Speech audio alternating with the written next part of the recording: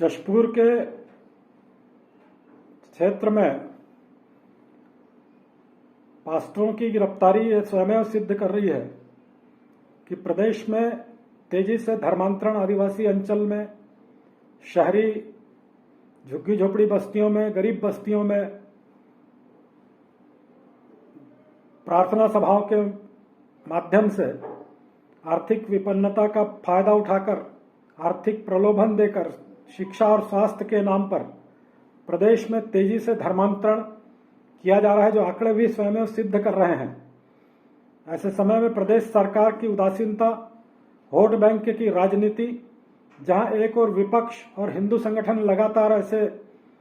षड्यंत्रकारियों को, ऐसे धर्मांतरण करने वालों को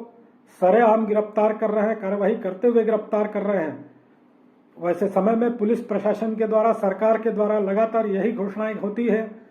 कि प्रदेश में धर्मांतरण नहीं किया जा रहा है। विधानसभा में भी यही जवाब दिया जा रहा है और ये स्वयं सिद्ध करता है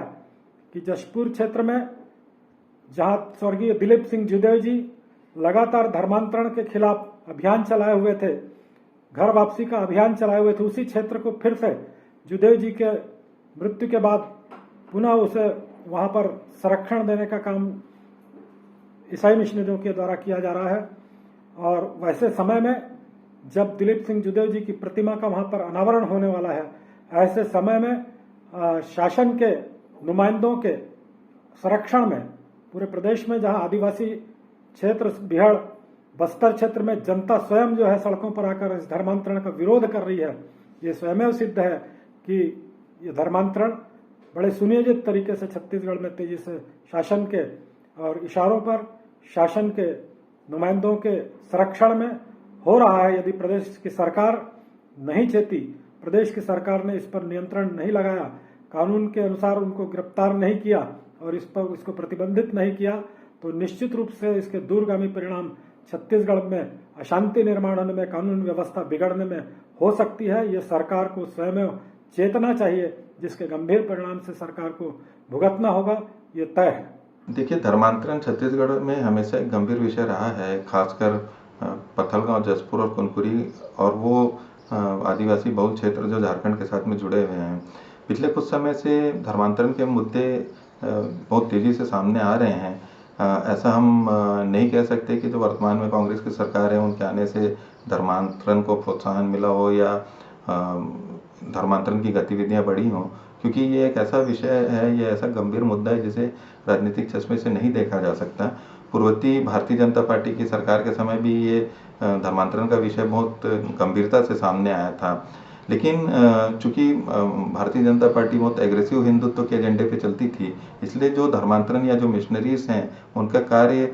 खुलकर सामने नहीं आता था, क्योंकि वो सेवा की आड़ में या प्रलोभन की आड़ में उनकी गतिविधियां चलते रहती हैं और धर्मांतरण का कार्य चलते रहता है। लेकिन वो उस समय खुल के सामने नहीं आया, क्योंकि वो एक एग्रेसिव हिंदुत्व का एजेंडा भारतीय जनता पार्टी की सरकार लेके चलती थी। अब रही बात कांग्रेस की सरकार में कभी भी या कांग्रेस कभी बहुत एग्रेसिव हिंदुत्व को लेकर नहीं चली है या उनके लिए ये कोई बहुत बड़ा विषय नहीं रहा है। इसलिए मुझे लगता है कि मिशनरीज को कहीं ना कहीं से एक ये प्रोत्साहन के रूप में दिखता है या उनको लगता है कि उनको फ्री हैंड मिल गई, इसलिए उनकी गतिविधियां बहुत तेजी से खुलकर सामने आ रही हैं।